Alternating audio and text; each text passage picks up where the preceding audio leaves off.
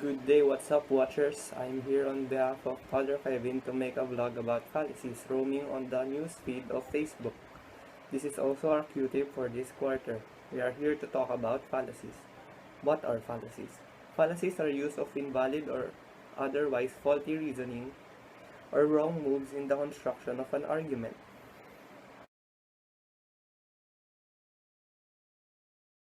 So here we have 5 kinds of posts from Facebook which I've chosen for viewing. Most of them are memes from my newsfeed which I've encountered while scrolling down.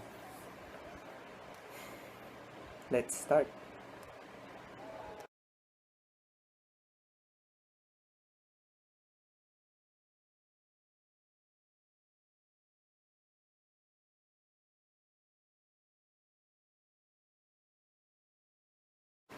Fallacy number 1 is about voters being ignorant about what happened in the past term or the term history of one candidate and still votes for these politicians which have been showing corruption and is not fitted for the position.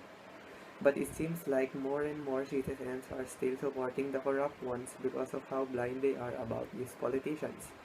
Fallacy number 1 is a composition fallacy because it is somehow true from the whole, and I have doubt that some ignorant citizens would still vote for these politicians in the next election.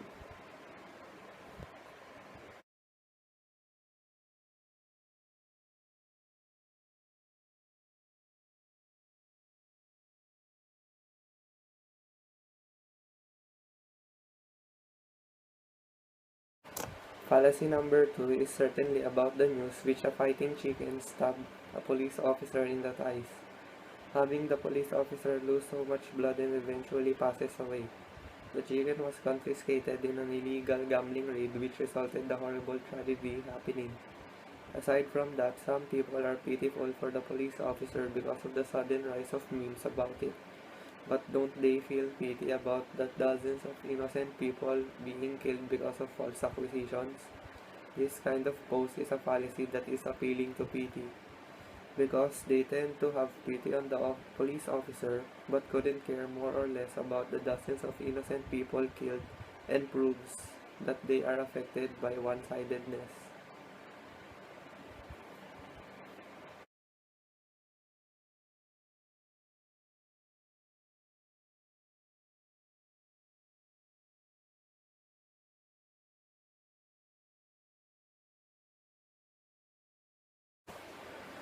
Fallacy number 3 talks about a Paraguayan student who built a cyborg chicken in their robotics championship and got disqualified.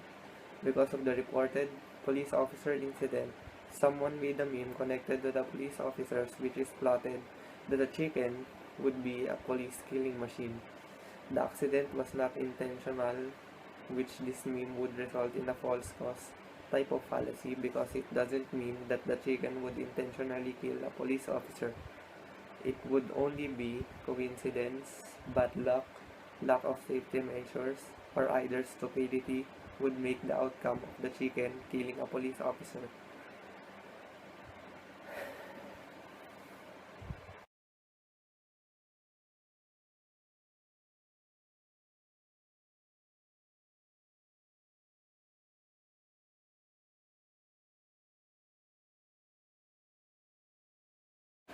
Fallacy number 4 is a post about the DOH secretary by which he is filed charges about their works at the DOH because of the sketchy acts they have been doing for the past few years.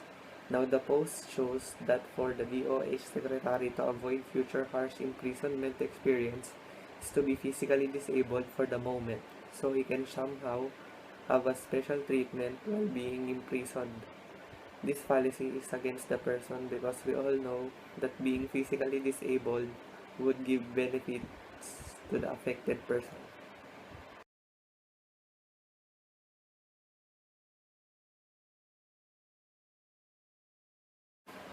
The last is fallacy number 5, which is also about the rebel chicken whom accidentally killed the police chief officer.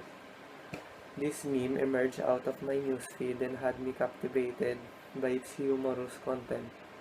The post is about a chicken who is somehow holding an axe and is labeled as peace was never an option.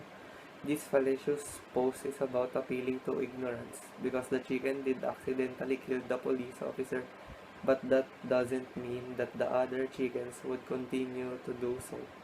Since no one is opposing the post because of its humorous content, it is an appeal to ignorance.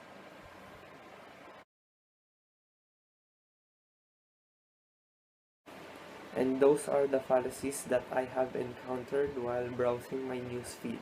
And that concludes my POT for philosophy, which is to find different fallacies on Facebook and explain how it became that kind of fallacy. So that's it for today. You may give my video a thumbs up. Subscribing to my YouTube channel will be so much, so it's up to you. Thank you in advance. Please be aware of news on Facebook, for it may be a fallacy and mislead you from the truth. I'm Isaac M. Sobrevinias of Grade 11, St. Pedro Calungsod, and that is my PO tip for this quarter on philosophy. Have a nice day and thank you for watching.